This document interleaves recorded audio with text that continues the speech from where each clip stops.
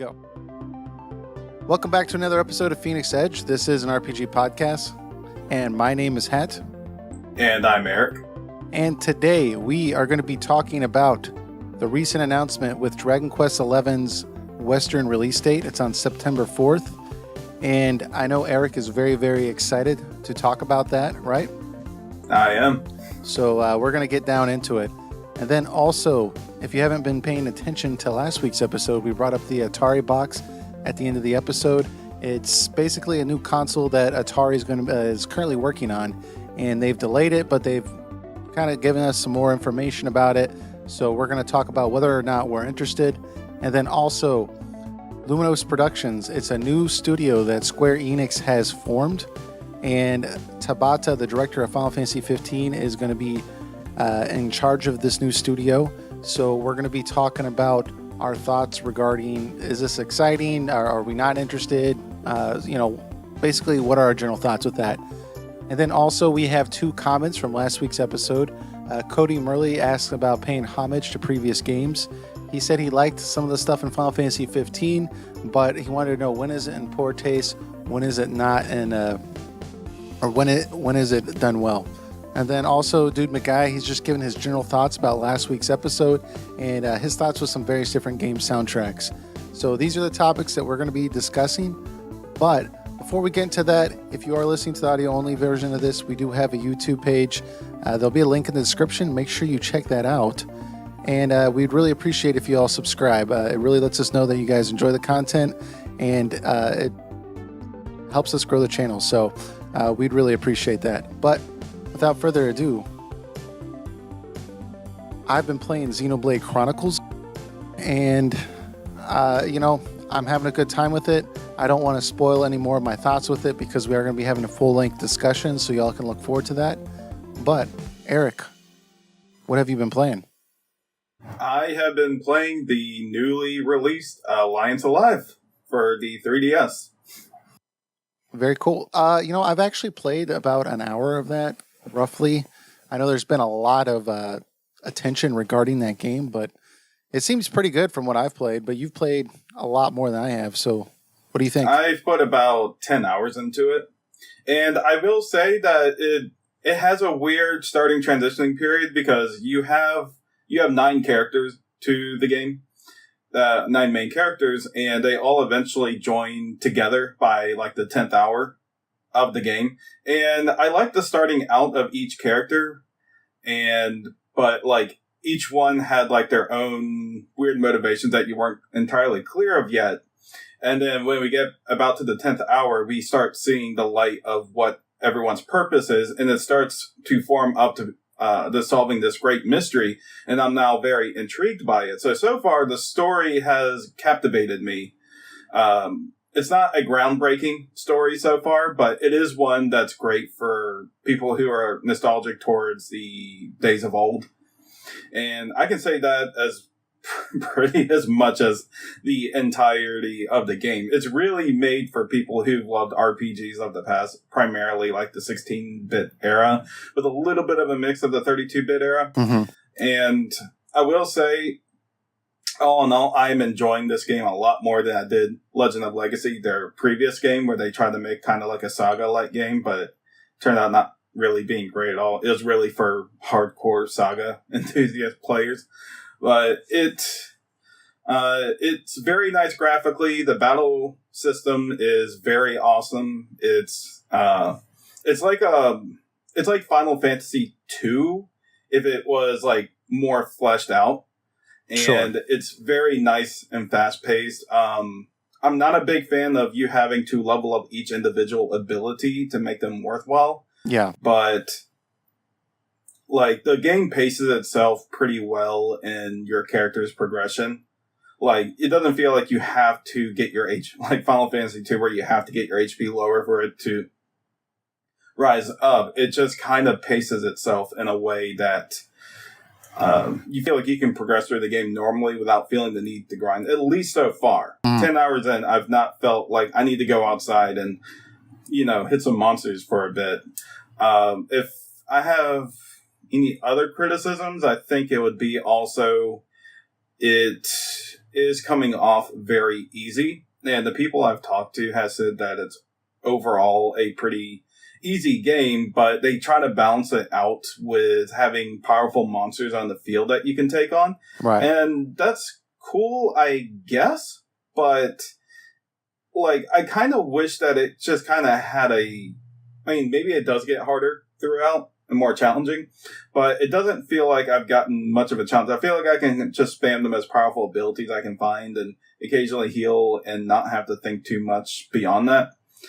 So I'm kind of hoping it does get more challenging down the line. Like, not too hard, but not too easy either. Mm-hmm. I don't think just having super bosses out there alone will give that proper balance of challenge. That's just more like if you want to just go out and screw around for a bit. Yeah, I know what you mean. I hate when RPGs do that, where it's just so easy, the main game, but then they say, oh, well, here's these optional side bosses if you really want to challenge. It's like, well, okay, that's like, I got to wait till the end of the game just about to get there. And like, it's, it's not really the same, but yeah, go ahead.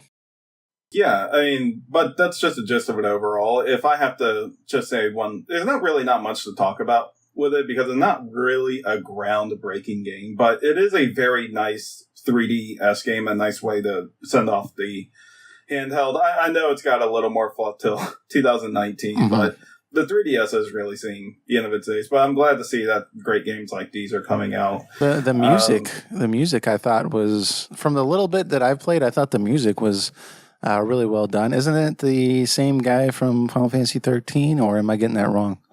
Yeah. Thanks for bringing that up. I actually forgot about the soundtrack. It's a pretty good soundtrack. I really like it. It really does a good job setting the emotional moments in place, which was a compliment to FF13 also, assuming the music was in the right place at the right time. Sure.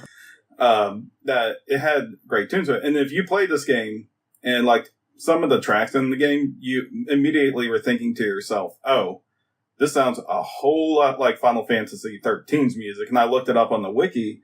I'm like, yeah, this is the same exact composer for 13. And which is a good thing. That's one of Final Fantasy 13's higher points is a soundtrack. Yeah, well, so I'm glad they got him on board. Mm-hmm. I've only, like I said, I only played it for an hour, so maybe I shouldn't be up here talking about like I've beaten the game. But from the little bit I've seen, the music, it seems like you can really see like, okay, this is when you take a good composer and they have like a firm idea of what they're supposed to be writing, and it's used well, executed well. It really like made me feel like I was like, wow, this is a magical experience from just the first hour that I played, right? So it could change down the road. But yeah, so you can kind of see that on the other end of the spectrum where you have the same great music and it's just used very oddly at times in 13 and it doesn't really fit. It's kind of cool how you can see both sides of the coin with the same composer across those two games. So it's pretty interesting.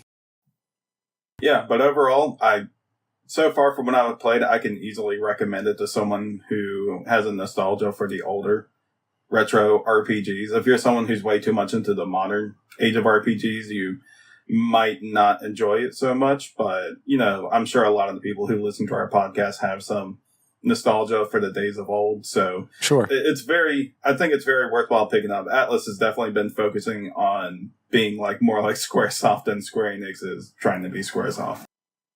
Awesome. Very cool.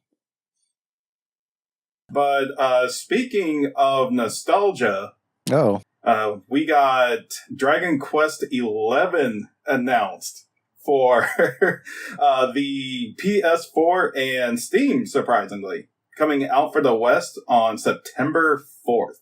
Dude. And man, I tell you, I am so excited for that game to come out. Yeah, because every week when we're looking at what we are going to discuss, every week I'm like Googling Dragon Quest XI. When's the release date? And they've been taking so long to give us a release date. So when you sent me that message, I was like, oh my god! Like I've been trying to figure this information out forever. So it was big news for me too. And I've only played a couple of the games. Yeah, I've been looking at the previews, and the game is just downright gorgeous looking. And I can already tell a lot that they have done a lot of different things for the West, which, if I had to list a few, the one big obvious one is that they added voice acting English voice acting to the game. Just like Dragon Quest VIII back then, Japan didn't have a English or a voice cast for Dragon Quest VIII, but when they brought it to the West, they did bring a voice acting to it, and it was really good voice acting on top of that. Very charming, did fit with the game very well. And from the cutscenes I've seen from the Dragon Quest XI preview with the English voice acting, it looks like they're keeping up with that tradition and making it feel very classy, charming, complements the world. So from what I've heard so far, it sounds great. They did a couple other things for the West. They added a running button so your character runs faster. So I guess apparently Japan thinks that we're more impatient. That is a great feature. Like I feel like I hate when the character is like, even at like a running speed, it feels like it's moving so slow. So you're like trying to find creative ways to move around, like having the character jump everywhere. Awesome. Very cool. The other thing they added was a thing called someone had to correct me if I'm wrong, Draconian Quest. And that is essentially that they will give you a pretty hardcore mode of the game. Right, it's a hard mode, yeah. Yeah, so it is the hard mode. I'm actually debating on doing that or doing the normal mode. I have to do my research. I'm hoping the Draconian version's not the actual normal in Japan, and we got, like, in the normal for America, it's easy. Because if that is, I will easily switch it to the Draconian mode. But if they just add a hard mode, just put a hard mode in there, I may do normal first and then Draconian after. Well, because when I saw that, like the way it's been like advertised is like, oh, like normal, like new players, they can play the normal mode, but for more experienced RPG gamers, they can play the Draconian mode. I'm like looking at that, like that's kind of like a jab at me if I play the normal mode. Like I do want some more information about what the Draconian mode is, because if it's just like, okay, like, like if you've played an RPG before, you should probably go with the Draconian mode. Then okay, I'll do that. But I don't want to play like, the turn it up to 11. Just have a frustrating experience my first playthrough either. So. No pun intended. Yeah, no pun intended for sure. Yeah. Another noticeable thing they did was they changed the UI layout somewhat, and the Japanese version, they have the traditional black boxes, like keeping like to the times of old with Dragon Quest like 1, those type of NES style black boxes for the menu. Sure. In this version, they made them look like scrolls, so it has more of that Western appeal. You can tell a lot they did was they're trying everything they can to make Dragon Quest appeal to the West. And so far, a lot of these are like good, non-intrusive ideas to appeal to Western fan. Yeah, well, I saw the before and after for the UI, like you're saying, and as a Western gamer, I think I prefer the newer user interface. I don't know. I think it looks really snazzy. I think it still has the old style. I don't think it's too much of a departure, like, with taking the Final Fantasy franchise to from turn-based to like an action game. Yeah, I'm a tad bit of a traditionalist. Yeah, I mean, it seems like it has enough of the old stuff in there, but it's kind of like a more up-to-date design. So I liked it. I don't see any reason to complain. Yeah, it looks very nice, and if that's the only option, I'm glad to stick with it. If they do give me the option for the Japanese user interface, which is probably unlikely, but if they do, then I will switch it to that, because I'm just such a big Dragon Quest fan that I just like everything old school, classic looking. I've been playing the series since ever it came out in Game Boy Color for Dragon Warrior 3. Yeah. So, and I've just been stuck to it ever since. I wanted to play everything that was about it, and it really brings me back home when you got user interfaces like old like that. But, I mean, yeah, Dragon Quest is my favorite RPG series. I know I've mentioned it here on the podcast a few times, but this is something that gets me legitimately excited. Like, when I play a Dragon Quest game, I'm like ready to just have an experience. And like with Final Fantasy nowadays, I feel like now I'm ready to criticize it more than yeah. I'm like, oh boy, what are we getting this time? It's like, oh, we're getting action combat. And you're just like holding your breath from the moment it starts. Yeah. Yeah, but Dragon Quest to me is more like a celebration of the roots of the JRPG genre. and they don't do much to go outside of that. They do some things to make things more modern. Like you can, like enemies are on the field now instead of random encounters, and they do like add a little bit of modern elements, like to the saving. Like you always had to go and save to a church, but you still do that, but you have methods of like quick saving too. So you don't feel like you have to go all the way back to town just to end your game. Like, they do small touches like that are very much needed for modern day gaming, but they still keep their traditional roots intact. And that's what I love so much about the Dragon Quest series. And that's not entirely a rip on Final Fantasy. I think Final Fantasy does a great thing in wanting to evolve the franchise. I think I encourage it to do that. But in terms of the context of Dragon Quest, it does so well in celebrating the roots that I don't want it to, leave that area of expertise. That's what they're so good at. So let that be its thing, and let Final Fantasy be its thing. Yeah, absolutely. Yeah, well, I mean, I get it. I mean, it's, and the reason we're comparing these two games is because for the longest times, these were the two big JRPGs that were competing, right? Dragon Quest and Final Fantasy, back before Squaresoft and Enix merged.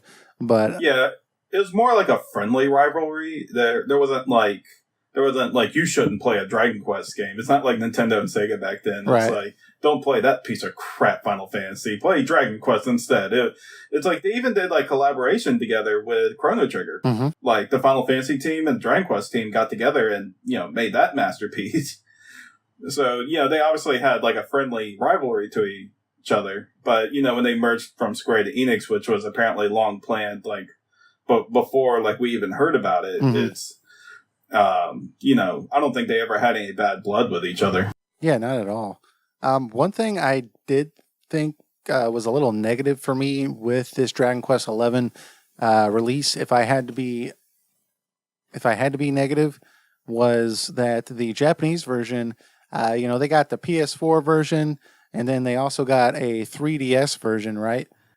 And we as American gamers are not going to be getting the 3DS version. I think they said we'll probably get a Switch version, but it's a long ways off.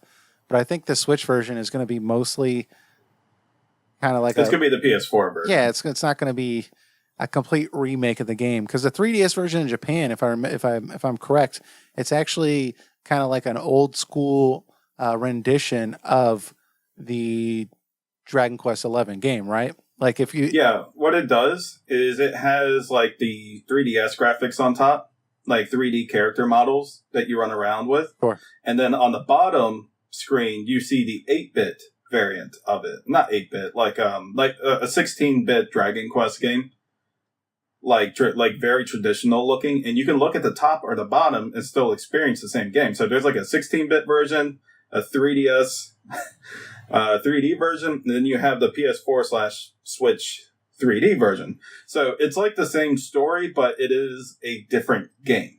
Same world, same story, same characters, but completely different game. I think that's really, really cool, and I'm kind of disappointed that we're not getting that. But at the same time, I realize why. Because the whole reason they did it in Japan was because Dragon Quest is a huge part of the gaming culture there, right? It was much bigger in Japan than it was in America. So there's a lot of like old-time fans of the series, and they just want to appeal to those fans and newer players. Whereas in the United States, it took a while. We didn't even get all the Dragon Quest games. So, there's not as many old-time fans as there are in Japan. And also, by the time they localize it, the 3DS is pretty much going to be out the door. It seems like anyways. So I guess I can kind of understand, but I still am a little disappointed we're not getting it. But yeah, I completely understand also. And on top of that, they would likely have to get Nintendo to localize it for them again, since there's a lot of text to it. Mm-hmm. And the 3DS is essentially at its end. It's going to have stuff coming out this year and maybe a little bit in 2019. But I don't really see the handheld lasting much longer unless it's being supported more by Nintendo first-party titles. I know a lot of companies have said that they're jumping over to the Switch now. Like Atlas said they were going to be jumping to the Switch for their games now. Sure. And other JRPG companies have confirmed this also. But so It's not, like I said, it's not surprising that they didn't bring the 3DS version. I do wish they did, but I do understand from a business perspective that it's not a very feasible option. It probably won't sell that well, especially when there's a console version out. See, like, the West is kind of the opposite from the East. The West is more console favored than handheld favored, and Japan is definitely more handheld favored than console, because Dragon Quest XI on the 3DS actually sold more than the PS4 version in Japan. Yeah. Like, a lot more than the PS4 version. So, that was a very good move on their end. What about... Here's what I'm thinking. Because I think Dragon Quest XI, I think it's going to do well on the PS4.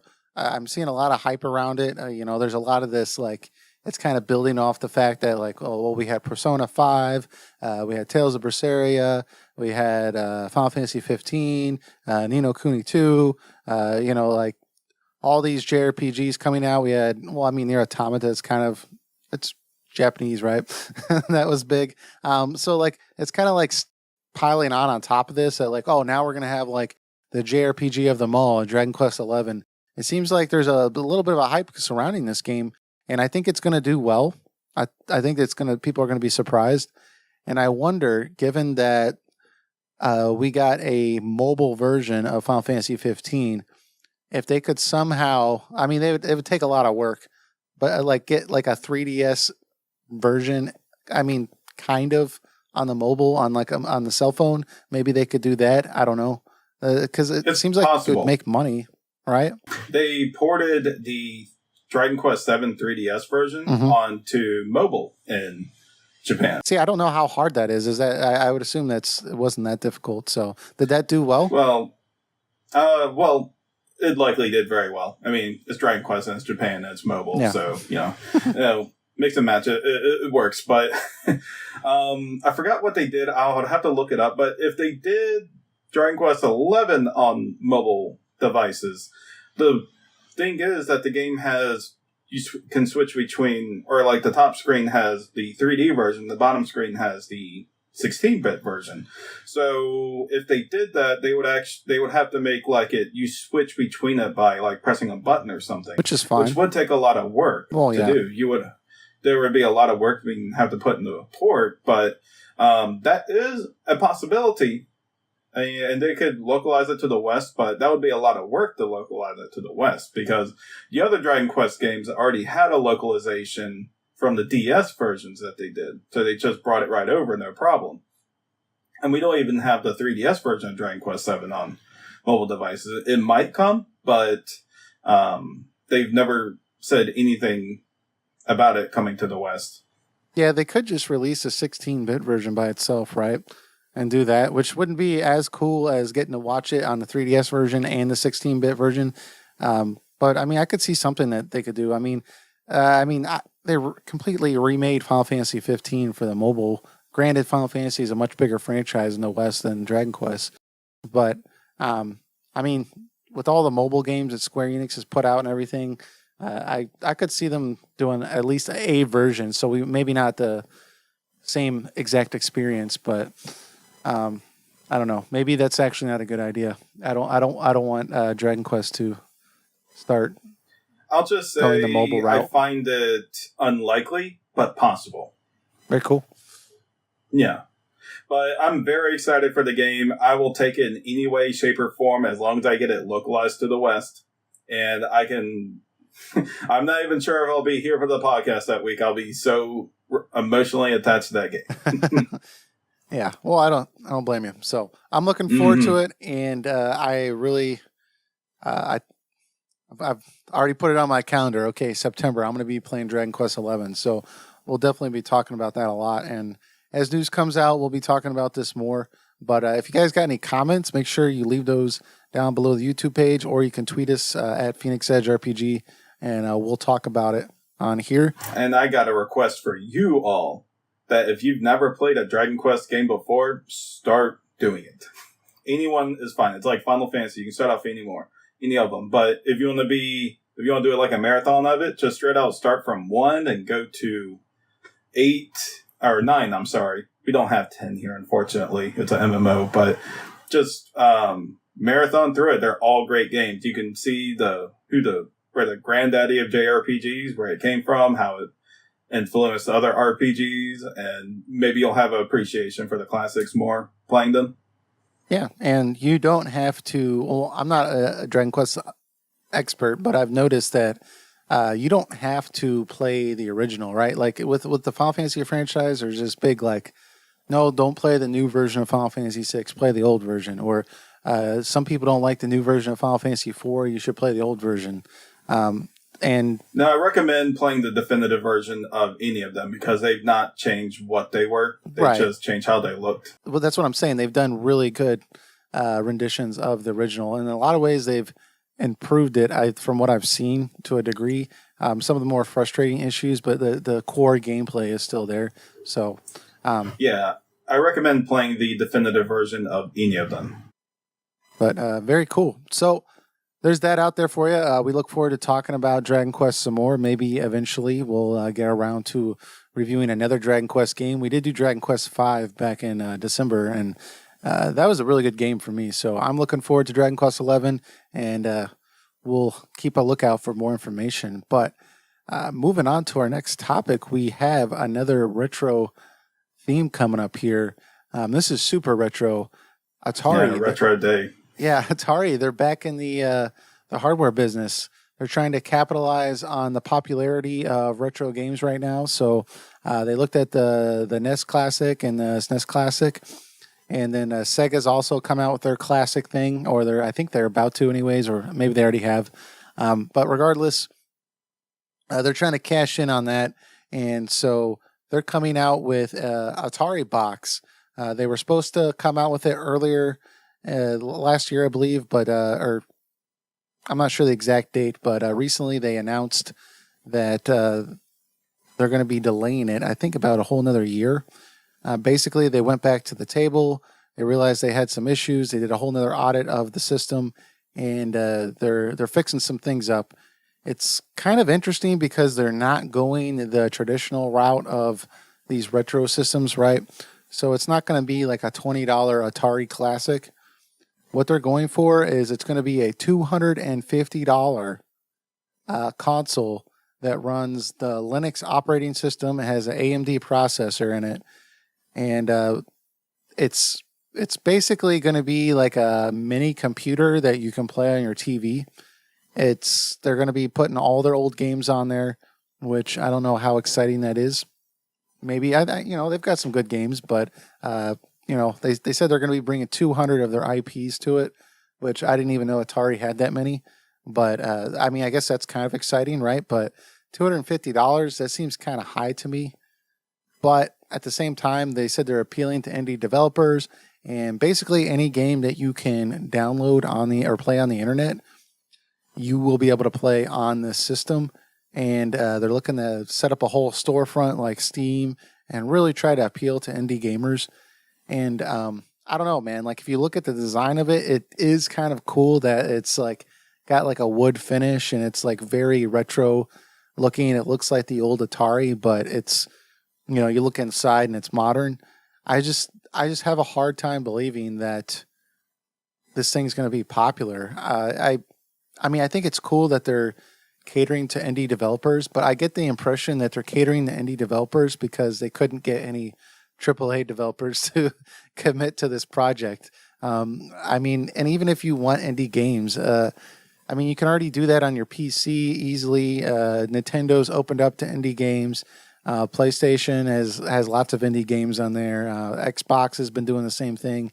So, I really think they're kind of late to the curve here, or to the party here.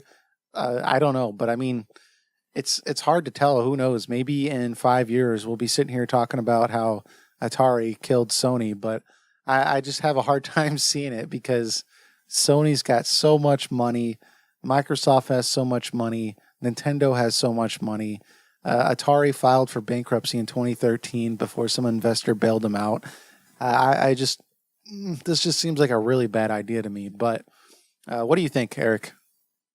I'm on board with you. It does not sound like a great idea because all the box essentially is a indie box with Atari painted over it, and they're really banking off the nostalgia to get people interested in buying it again.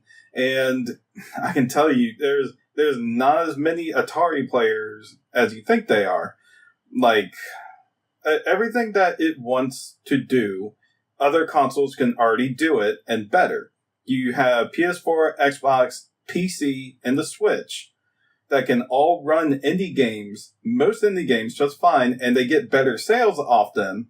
And the Switch itself has been dominating with the indie scene because of its ability to take it wherever you want with you. So Nintendo's really been booming with the indie scene. So what I'm going to ask people is, would you rather get an Atari box that's $250 and has some of your classic Atari games that you can play probably anywhere else, no problem? Mm-hmm. And these are games that are like made like in the 70s, 80s, early 80s. People don't really have much nostalgia for them. They haven't aged that well. But anyways, back to the point. Would you rather get that, or would you spend $50 more, get a Nintendo Switch, and you have the ability to take it with you on the go, dock it, play it, and you'll likely get more access to indie games? Or even that, get a PS4, which you can buy used for like $200 now. Yeah.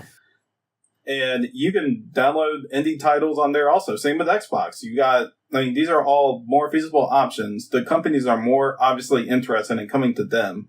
Atari hasn't shown much to give interest to these companies beyond, well, we used to be a thing back then. I mean, that's all they're having to go with. They're not showing anything that has, or like anything that's unique, like even down to the controller. Like it's pretty cool that they made like the left joystick like red, like the red button. Sure. Or whatnot. I mean, it's a cool looking box as someone who loves the history of video games.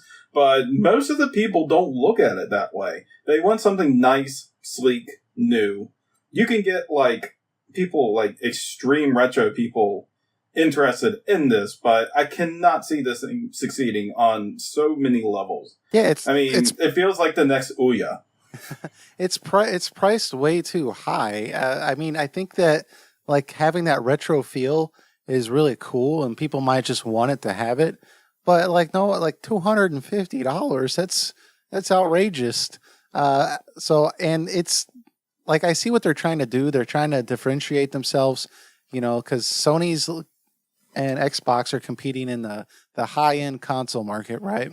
And Nintendo's kind of said, hey, our games aren't going to be that high end, but they're not going to be terrible either. And we're focusing on portability and just being fun games. And they still look great too. So like there's that market, and they're kind of trying to go like, oh, we're going to go all in on the indie scene, but they've gone so far in on it that it's essentially just a PC, like. And funny you bring that up, because they preach about the whole Linux thing, and I can tell you Linux people are not going to be interested in this box. They have a computer that can do that. Yeah. And the only reason Linux was interesting to people on the PS3 because it was people's opportunity to mess with Sony's systems or do some forms of piracy with it. Or develop their own OS with the PS3 for it. Because you couldn't just simply emulate PS3 games on it. You had to go through the Linux system. And that's what enticed Linux people to purchase the PS3. But the Linux person looks at an Atari box and it's like, why would I pay $250 for something I can do on my computer right now? Yeah, so this just, and to add on top of everything, we're at the end of, or getting near the end of like the PlayStation life cycle, right? We're all like on the edge of our seats waiting for Sony maybe in the next year or two to announce the PS5. And I don't know when exactly this Atari box is supposed to come out, but if they're trying to compete at all in that realm, they're just going to look even more. I don't know if this is what they're going for, but like they're going to look dated, but not in like the retro cool way. They're just going to look dated like, hey, this was, over here we have the PS5 for, however much, $400. $350, whatever, and like you want us to pay $250 for a system that wasn't as good as the PS4. It seems like a really bad timing, and maybe that's what they're going back to the drawing board and realizing like, okay, like maybe we need to work some issues out. But I just don't see anything here for anybody. I mean, I think that maybe if they had gone the handheld route, maybe they could have gotten more out of that. But even then, you have the Switch. And the Atari Lynx 2. Yeah, exactly. I don't know. I mean, I think like I was saying last week when I first heard about this, I didn't know anything about it, and I'm still sticking with it. I think Atari had the chance to get back in the hardware business, maybe back in the 90s. You know, I mean, it was pretty flooded back then because you had Sega with the Saturn. They were trying to keep their top place, and they eventually went under, and then Xbox came into the market later, and you had Nintendo 64 and Sony. But I mean, like, I just don't see the consumer base is the people that played the Atari. Like, how many of those people are actually going to say, "Oh, I really want to play Tempest 4000 for $250," when they can probably, like you were saying, go and find it for like $5 somewhere in a bargain bin and get like 100 other Atari classics. I mean, I realize they're kind of updating the visuals with these games, and I realize these games are really important for a historical sense. A lot of games today are built on the framework of these old school games, but like, unless they're like completely reinventing them for like the modern age, I just don't see it. And I mean, I guess indie developers might be interested, like, oh, okay, like I can release games on the Atari box, like why not, right? But like, I don't know. I feel like those same developers are also going to probably release their game on Steam. So if I can save $250 and just play your game on my computer, I'm probably just going to do that. Yeah, I have a feeling they're going to get like indie developers that are like really low key, like no one's ever heard of, and someone's trying to get their name out there, type of thing. Mm-hmm. And, they're still better off going to Steam for that before the Atari box. Yeah, I mean that it kind of feels like a last resort type thing. the only way I feel like this is just going to be like the Atari Jaguar all over again. Yeah, well, you know what, and they've run into so many issues that throughout their entire existence as a company, even back when they were the top dog in the console business, they just eventually ran into trouble because they started it, but they also were the reason for the crash of 1983. Yeah, that's what I was about to bring up. Yeah. So it's take it as you see it, but they started it and they also almost destroyed it. Nintendo was the one that came in and saved everyone. Yeah. So the only way I can see this actually being something that is successful is if somehow they approach some obscure indie developer and maybe they pay them not to put it on Steam, right? And so it only comes on the Atari box, and it ends up being like somehow a smash hit, right? Like if they have some kind of like Undertale or something on there that like everyone's raving about, but I don't know how people are going to rave about it if no one has an Atari box. So I don't know. Like, I don't know. But that's the only thing I can think of is somehow they get lucky and have like the next big like indie game, but it's like 2 or 3 times as huge. I don't know if that's what they're banking on, but I mean, it is worth bringing up that they said they realized that this might not be successful, so they are crowdfunding portions of the investment on it. But that just seems like, I don't know. I just look at it and I'm like, this does not seem like this was well thought through. So I don't know. No, I don't think it is. Because, Reggie from, president of Nintendo said himself that software sells the console. Mm-hmm. And that's been very true. PS4, Xbox, Nintendo, they all have exclusive titles that draw people over to their consoles. And they have like a strong stick to go with it. Atari doesn't really have anything. Like, what groundbreaking software does this Atari box have that has any remote chance of competing with other people? Like, what can you get from the Atari box that you just cannot get anywhere else? And that's the question. And what I find odd about this is I'm spending $250 on a box that already has all these other problems, and I didn't see a disk drive, so it's not even like I could play like Blu-rays on it. Which, granted, that market's kind of going down anyways, but it seems like I'm like, Yeah. like at the very least, like I want to play a movie on it or something. Like I don't know. So, Like, I can get Uncharted and Horizon from PlayStation. I can get Halo from Xbox. I can get Mario and Zelda from Nintendo. What do we get from Atari? I think that's the number one question they need to answer. If not, then that is just a box. That's all it is. It's just a box. yeah. Just a open-ended, like, low-spec PC box. Yeah. So I don't know. We'll have to see what happens. I mean, on one hand, this might end up being like even more bad for them because they've worked out like relationships with various platforms to release their games, and I'm sure that Sony and other companies are probably not that worried, but they're kind of looking at it like, oh, really? You want to be a competitor to me now? Okay, well, good luck releasing your next Atari 500 Classics or something, So It is funny that they actually do. If you look online, you can see that people have these small, like $25 to $30 boxes that you can buy that have like almost every single Atari game ever made on it. It may be a cheap plastic and cheap plastic controllers, but wouldn't you rather pay just $30 for all of that than $250 with a decent controller? Yeah, so that's the thing. Like, unless they can come out here and come out with like why should I buy this? This is ridiculous. This is an absurd amount of money that you're wanting me to spend on this. I'm not even sure if I would pay $30 for an Atari Classic, to be honest. Like, I do have an Atari Classics game that I bought. I think I have a bargain bin for my PlayStation 2.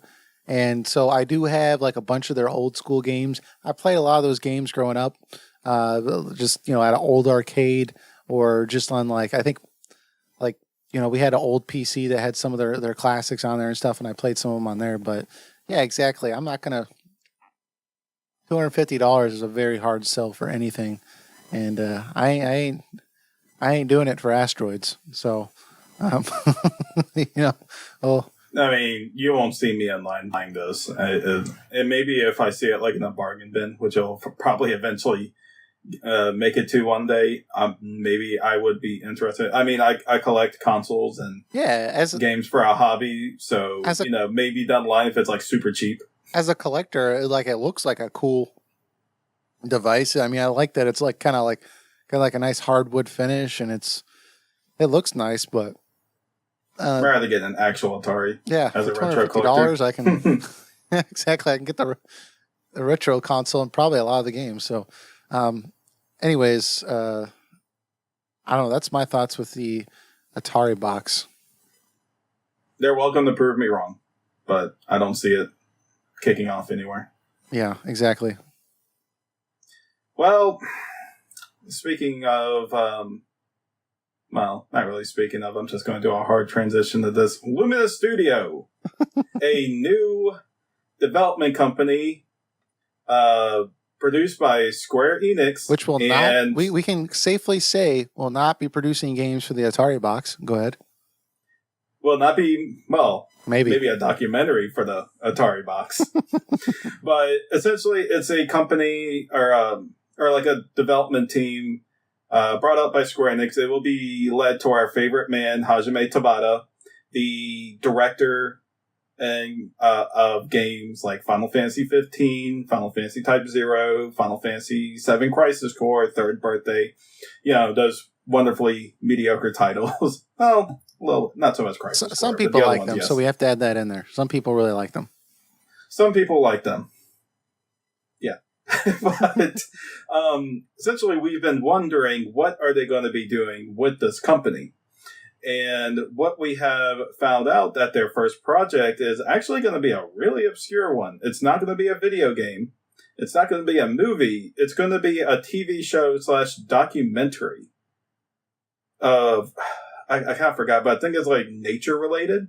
And they're going to use the Luminous Studio graphics technology for this project to produce 3D given images. So I was kind of scratching at my head for that for a second, but I do understand that Square Enix is a multimedia company now, and they're willing to jump out to things like movies and TV shows and stuff like that. Sure.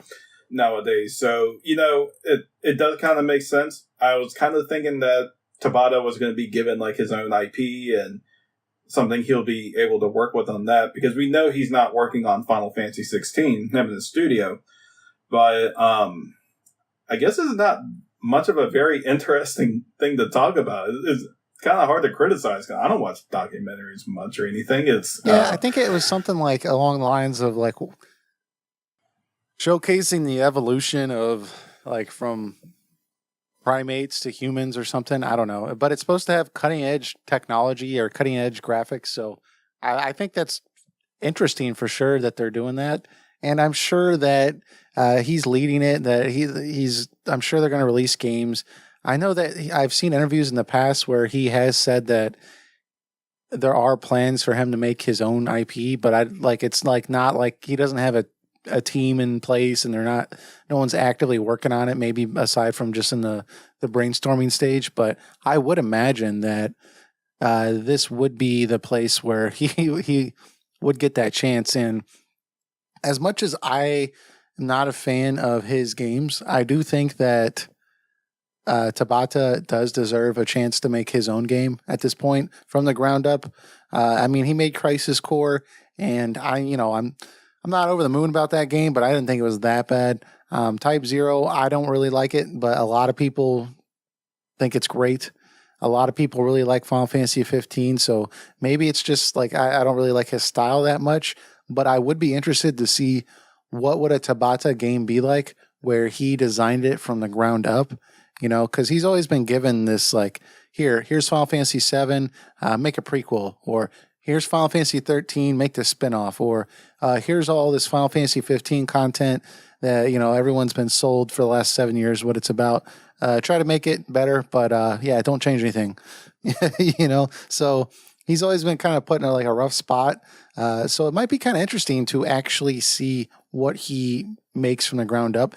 It sounds like he's going to get the chance to do that, but like, again, like no one has said officially that that's happening or that this would be the Luminous Productions would be the place to do it. But I would imagine it would have to be if he's running it, right?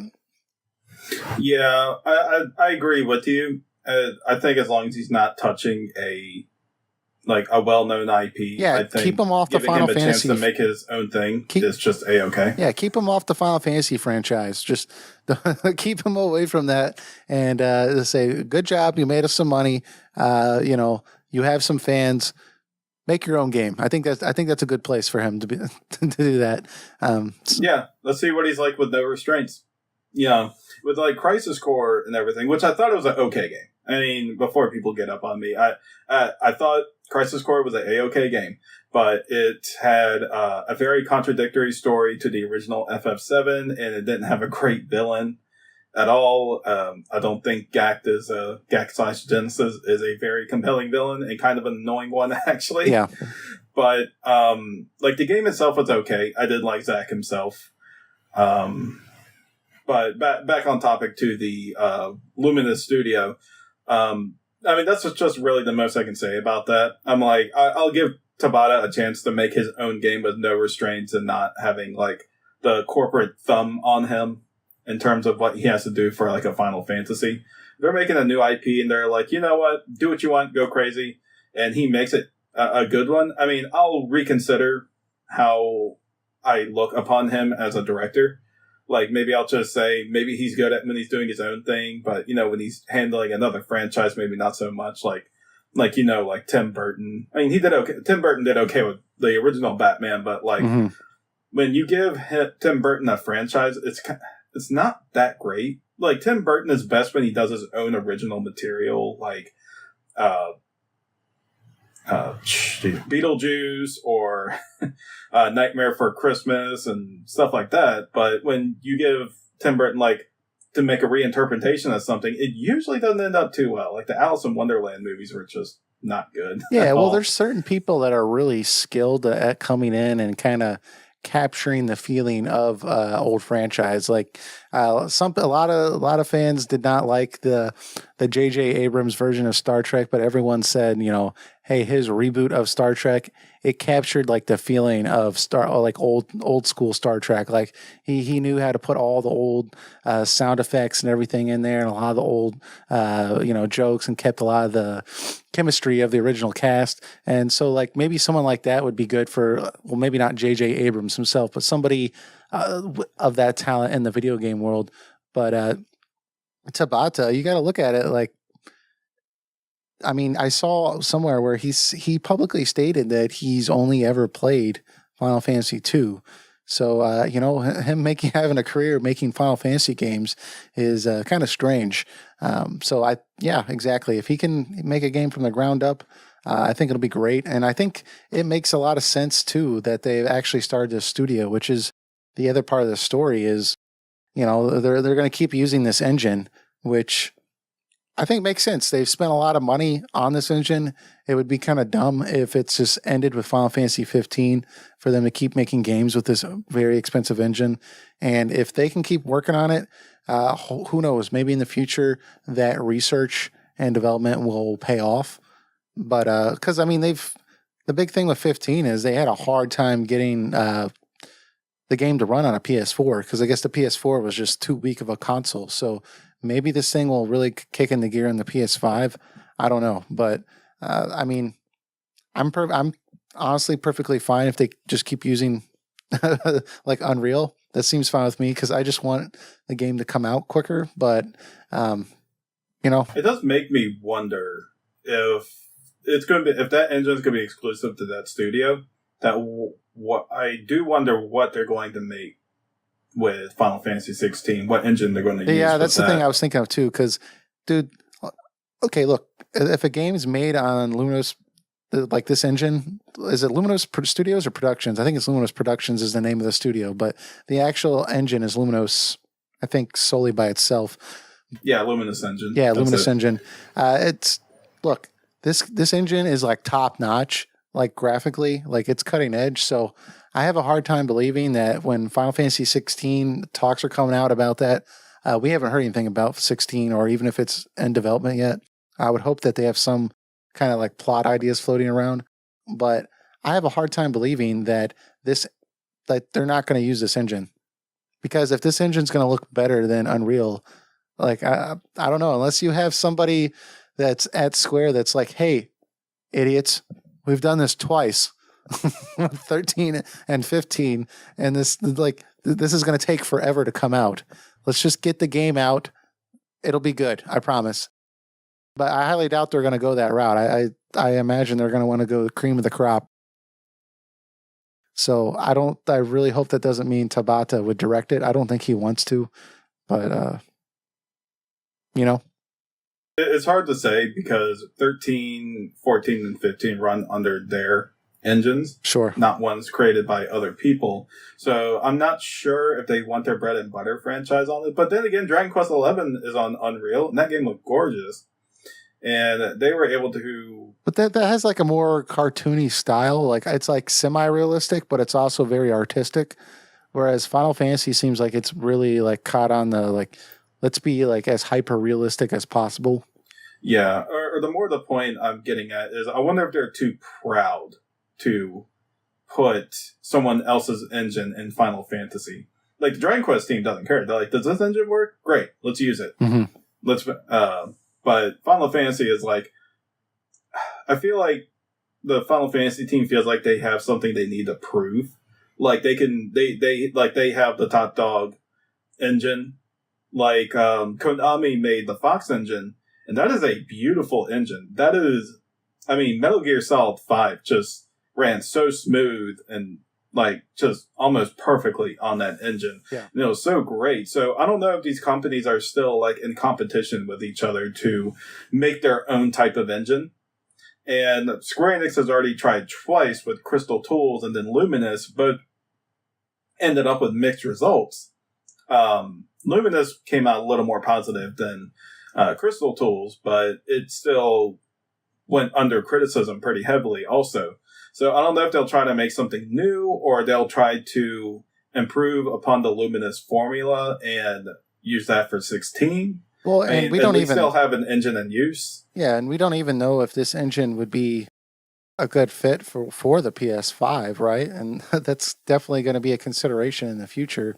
So I don't know if they've gotten some conversations with Sony or what the case, but I mean, it looks like they're going to try to capitalize on their investment here. So yeah, we'll see. Or they'll swallow their tongue and just say, you know what, we're just going to use an Unreal Engine for FF16. we're just gonna use the Luminous engine to make nature documentaries. It's a Tabata's really good at this. We're just gonna have him make these documentaries. You know, if you want to see the cycle from primate to early humans, that part is actually going to be $5, and you have to buy that extra later. But we do have primates, and then we do have 21st century humans. So if you want to see that middle ground, you know, that's coming later. Please be excited. And then the next day, Luminous Studios has shut down. Yeah, I don't know. I'm just bragging out. I know a lot of that wasn't Tabata, but I like Tabata's one of those people that every time I see interviews with him, like I genuinely like the guy. Like I think he's a very cool guy. I think he's I like the fact that he like literally like will comment on fan like criticism and he just like brings it up and he's very candid about it. Like when somebody brought up to him that like off a poll, like fans hate product placement. And he was just like, "Oh, you guys are going to hate Noctis and Tekken 7." Like, you know, the fact that like he says stuff like that just like makes me laugh. But I don't like him making games. So yeah, I have no ill will from him on a personal level. I'm sure he's a nice guy, and you take him out to dinner. I'm sure he's a pleasant guy to have conversation with. But I do separate the man himself from the professional. Mm-hmm. Version of him. Like I keep them separate. I mean, I do that a lot for like everyone. I'm not going to ever say like Tabata was an evil, awful person for making Final Fantasy 15 the way it was. I would just say his ideas were misguided in the attempts to make this a great game. Yeah, but it's not. I'm not going to say he intentionally made the game not great. It's just his inability to direct as well as he could have did not make the game as great as it could be. Yeah, and like I said, I'm looking forward. If they can come out with some new information on like a new IP that he's making from the ground up, it's going to be an RPG, maybe an open world game. I would be very interested in checking it out, at least like seeing some reviews on it, and I might pick it up. We'll see, because I have to imagine making Final Fantasy 15 what it is in 3 years. And he made a lot of bad decisions. I think he knows he made a lot of bad decisions. And I think he's learned a lot, probably, too, I would imagine. So, you know, I'd be interested to see the evolution of his skill set as a director. I can't imagine the next game being worse. So, and that's not a knock on... I think some people last week got a little upset that we were trashing, or just from any of our past Final Fantasy discussions, trashing 15 so much. If you like 15, hey...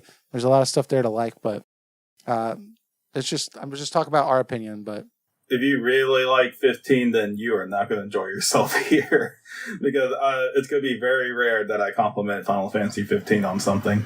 Well, I mean, hey, we got to talk about those summons. Those summons are good, man. I really like those summons in 15. Yeah. I mean, there is good stuff to talk about, but it's just overwhelmed with negative aspects. Yeah. But anyways, so that about covers that with our topic there. We do have 2 comments here, so we're going to try to get through these a little bit quicker, but they are some good questions, so we'll see what we get into here. Cody Murley asks, on the topic of FF music, have you guys played the 15 Royal Edition yet? No, though Mega Weapon from 5 is in the game, and there is a nice homage soundtrack to the 5 battle theme playing during battle. I checked it out. I liked it. He said, leads me to a question. When do you feel games playing homage to other titles, excluding direct prequel sequels, has done well versus poorly? For me, 15 is already such a mess story-wise that I actually quite enjoy the callbacks to old IPs, but I really want 16 to be totally standalone whenever they make it great, or make it great podcast. Thanks, Cody, for the question and the compliment. Really appreciate that. I was thinking about this, and you know, I think first off, when it's done poorly, things like for Lightning Returns, they had DLC where Lightning would wear Cloud's outfit, or Yuna's outfit, or Aerith's outfit from FF7. That just felt wrong to me. Or when 15, you can play with like Half-Life costumes. Like I don't like that stuff. It feels cheap to me. But what I do like is when it's kind of well done, when it's paying homage to an old game, but in a respectful manner, and it's not like, it doesn't feel cheap. So with 15, we could say like episode Gladio with Gilgamesh. That seemed like a homage to Final Fantasy V that I liked. Or like you brought up with the soundtrack, I like that. I like when they do that. Final Fantasy IX does the same thing towards Final Fantasy VII. They have an orchestra playing at the wreckage site of this airship, and they're playing the marching theme from Junin from Final Fantasy VII. It's very subtle. It's not in your face. That same game has a lot of well done details like that. Like Princess Garnet will wear the robe from White Mage robe, or the Queen of Limblum with Sid's wife. She's actually the Final Fantasy II queen, or at least looks like her anyways. These are things that are subtle, that are like not in your face. But yeah, when it's like really just like conflicting with everything, like the Half-Life tie-in, or the Lightning dressed up as Cloud. I don't like that type of stuff, but what do you think? Yeah, in terms of bad, that's pretty much on the ball. They're using DLC to get you to buy this like nostalgic stuff. I think that's the only time I really don't like it. There are two games in particular I think about when we talk about allusions to previous Final Fantasies, and that is easily Final Fantasy IX and Final Fantasy XIV. Now, Final Fantasy IX does it in a way where you, like, there's a lot of nostalgia to it. You see, like, things, like you said, like Cloud's Buster Sword on the wall. That's like, this belonged to a man with spiky hair in the Lindblom weapon shop. And, of course, like Hilda from FF2. And when you go to Mount Golok, that is a direct reference to Final Fantasy 1, even down to the theme song of it. And it's got, like, its own interpretation and everything. And it was more subtle with it. Now, with Final Fantasy 14, the main scenario only has very minimal allusions to previous Final Fantasies. I would say just about as much as like any Final Fantasy before it. But a lot of their side quests, because it's a MMO for like Final Fantasy players, there's a lot of things that you want to reel people in with, and they use this in the side quests where you have like Crystal Tower from Final Fantasy 3 is a 24-man raid dungeon, and you fight bosses from that. And same thing with the current Omega weapon 8-man raid, is that they've been using previous Final Fantasy titles as bosses that you have to take on. Like, the first tier was Final Fantasy V bosses, ending with X-Death, and then Final Fantasy VI bosses in the next tier with Kefka at the end of it. And what is actually really cool about these, before people say, oh, they're just throwing fan service in, which, yes, it is. It is fan service, but they actually do something very clever. They get the lore team together, and they find ways to make these situations work in the lore and context of FF14, because Naoki Yoshida has a very strict rule. If they can't find a way to make it fit into the lore of the game, they're not just going to throw it in. So when you have Final Fantasy V and VI raid tiers, the actual story behind them is that these are children books that are popular children books with people. These stories of Final Fantasy. Yeah. So, and what Omega Weapon did, Omega Weapon pretty much has the world on hostage in the side quest, and he's using data from these stories to create bosses to fight to test you if mankind is ready to go to the next step of evolution or not.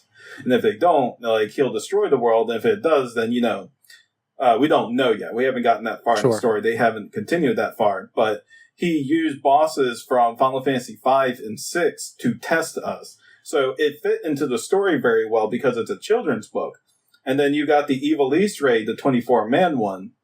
And it's not the Evil East that we know, but it is an interpretation of Evil East in the Dalmasca region within FF14's context. So when we were wondering for the longest time if this was the actual Evil East, they said, no, this is just the FF14's version of Evil East and Dalmasca. Yeah. And I think that stuff is actually really cool when they do that, when they make it work very cleverly in the context of the world. If they just drew it in and didn't do anything with it, it would just feel like blatant fan service, but the FF14 team really knows what makes the FF community click. And they do a very good job on top of that. They don't just half-ass the effort. They like legitimately want to make it fun and a worthwhile experience. But if you're looking for more subtle illusions, I think FF9 does best on that. Yeah, and honestly, I think you brought up a good point too.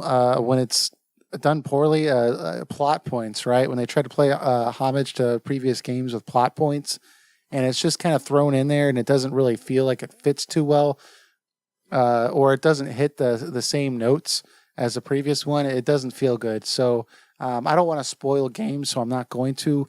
But let's say Garland from Final Fantasy 1, he makes an appearance in Final Fantasy 9. And even though it's not really the same guy, but it kind of is, it feels very like it's a debated point of whether that was a good place to put him in there. Also, Final Fantasy 15, it pays homage to Final Fantasy 6 with a plot point, as well as Final Fantasy 7 with a plot point, and it just feels cheap. It doesn't feel like it was, to me, anyways. This is all my personal opinion. I didn't feel like it was hit the same height as those emotional high points as those other games. So yeah, I mean, you can put plot points in there, and it can feel good. It can feel well thought out. But sometimes if you don't do it in the correct context, they don't really build up to it, or it just doesn't feel like it fits too well for me. So yeah, I mean, it's easy to tell when it feels like just a way to get if it just feels very blatant or not. Like, there's a lot of mobile titles out right now that pay a lot of allusion to previous Final Fantasies because they're feeding off the nostalgia of people right now. And I think the worst offender of that was Final Fantasy ATB, All the Bravest on there. The one you do literally nothing but swipe your finger up and down on it till you die and have to pay money to revive yourself or wait. It's... If anyone has ever played that game, don't. Yeah, that game is like a game that should exist in like a casino, like just in like, hey, if you go to Las Vegas, maybe at like the New York hotel or something, you can go in there and there'll be like oh, look at this, a Final Fantasy themed slot machine, and it can just have all the bravest there where, you know, you just pull a lever and like everyone goes through, and if you die, you have to pay more money or something. That's such an odd mobile title. So, my God, it's not even that. It's just like you can rub your forehead across of it, and you'd still have the same results. It's like no skill to it, and they expect you to want to, or they're trying to entice you to buy character sprites, like by random, And I think that's a time when they really do a bad job of nostalgia. But if we're talking about FF15 itself with Omega Weapon and using the Final Fantasy V thing, that's fine. It's non-intrusive. It's a nice little callback. There's no, Bartz isn't jumping out of a portal and helping you out or anything. It's not that in your face with it or anything. Yeah, it's not a nice little subtle reference. It's not like final boss is Bart. And like, if you're like, he's like the secret mastermind behind this whole ordeal, and you've never heard anything about him. There's a good way to do it, and I like that. That's actually, I'm glad you brought up the Royal Edition, and there's been a lot of positive feedback about that. And thanks for bringing up that that track too, because I went back and listened to it, and I like the Final Fantasy V battle theme, so I thought that was really cool that they threw that in there. So thanks for bringing that up, Cody. Really appreciate it. That's pretty cool, and I'll definitely try it out when we get the very royal, actually complete edition in 2025. Hopefully. We'll see. Mm-hmm. Okay, then we have Dude McGuy. He says, another great podcast. Thanks. He says, thanks, guys. In regards to FF music, I think every game is good. My personal favorite is FF6. It's a great soundtrack. Terra's theme and both airship themes are amazing. I agree with that. In regards to FF15's soundtrack, I really like that soundtrack also, but my problem with that soundtrack is that the music is not highlighted in the game well. The best songs are exploration themes that get cut off if you are attacked by enemies or open the menu, which happens a lot. Yeah, I hate that when the menu opens and it kills the whole vibe. But he says also, when driving around the countryside for side quests, you end up listening to music from other FF games. Yep. I kind of like that you can listen to other music, but it does take away from the theme of Final Fantasy 15 for sure. But he says this is a cool feature, but it does not help Final Fantasy 15's soundtrack at all because of all the time driving and side questing in FF15's open world, which the game encourages you to do. You end up listening to classic FF tracks more than actual tracks composed for 15 itself. Which I'll point out, if you want to consider the fact that Final Fantasy 15 technically has all of Final Fantasy's music in there as a soundtrack, one could argue Final Fantasy 15 has the best soundtrack of them all. Mm-hmm. But he says also, if you guys like Sakamoto's music from 12 and Vagrant Story, then I'd recommend listening to the soundtracks for Ogre Battle and Valkyrie Chronicles games. Those are great also. I have. They're great. Yeah, Ogre Battle. I love that game. I played that, the re-release, I think, for the DS. And I still listen to that soundtrack today. It's great. And Valkyrie Chronicles, I also listen to that soundtrack. Agreed. It's a stellar soundtrack. So is Sakamoto still doing stuff? I don't know. Yeah, it's... I'm not exactly sure what he's working on right now. I know he's been collaborating with the FF14 team on music, or at least remastering his music. Mm-hmm. Yeah, that's the most I know so far. But I'm sure they have him working on other stuff. He's too big of a guy to not use. Yeah, he's kind of like in this place where like a lot of people like him, a lot of people don't like him. So I think he was also involved in the Final Fantasy 12 Zodiac Age, like that remastering. So but I'd like to see another RPG with him and his music. So let's cross our fingers and hope they bring the Evil East Alliance back, man. Yeah, or another Tactics Ogre game. I'll take that too. Those franchises are great. Yeah, for sure. I would be all in on that stuff. So thanks, Dude McGuy, for bringing that up. And I also do agree with, he said his personal favorite is Final Fantasy VI. And I was listening to that soundtrack this week. And man, I don't know. I feel like I started to have to like change my lineup a little bit because that soundtrack is so good. So yeah, it is really good. It's definitely one of the better ones. I especially like Darkness and Starlight, the whole opera scene. Especially redone by the Black Mages band that disbanded a few years ago. But you can still find that song on YouTube. Look up the Black Mages, Darkness and Starlight. It's 15 minutes long, but like, man, that is fantastic to hear. Like a rock version of that opera. Yeah. Yeah, I've heard that same version. It's honestly great. Sometimes some of the renditions I actually do not like as much as the original. Like Beatrix's theme by the orchestrated version, I thought was too bombastic, and that. Oh, Roses of May. Yeah, Roses of May. That song is actually supposed to be very much about solitude, so it works with the piano in the game. It's kind of strange the way they did that. Or, the intro piece for Final Fantasy IX. I can't remember the name of it today. A Place to Call Home. Is that what it is? I don't know. I believe so. Yeah, that sounds right. But the redone version has like this vocal track over it, which I don't like that. I don't like the vocal on it. I don't think I've heard that one. Yeah, I'll send it to you. But it's don't do that. But other than that, yeah, they got a lot of good versions out there. I think the popular opinion amongst everyone is that Final Fantasy is always delivering on the soundtrack, even as questionable as 15 is. Even 15 has its moments and with its soundtrack. So, no complaints about the soundtrack ever. And it was good. It was a good move to let you buy the other soundtracks from the games. And that is a good use of paying homage to the other games. So, but other than that, I think that about wraps this episode up. We don't have any more questions, but if you guys have any comments or questions you want us to bring up on here, just make sure that you leave a comment in the YouTube video below, or you can tweet us at Phoenix Edge RPG and follow us on there. We'd really appreciate it. We're still growing that a little bit. We've only gotten a few from the time that we announced it, but I'll put my progress for Xenoblade on there, or any other exciting stuff that happens in the news we'll kind of tweet out there. But also, please subscribe. We really appreciate that. And if you want to listen to the audio-only version, there is a link in the description to where you can listen to this podcast on your phone from various different apps that you can download for free on your iPhone or Android phone. And as always, thank you for listening, and we'll check you back next week. Take it easy, guys. See you next week.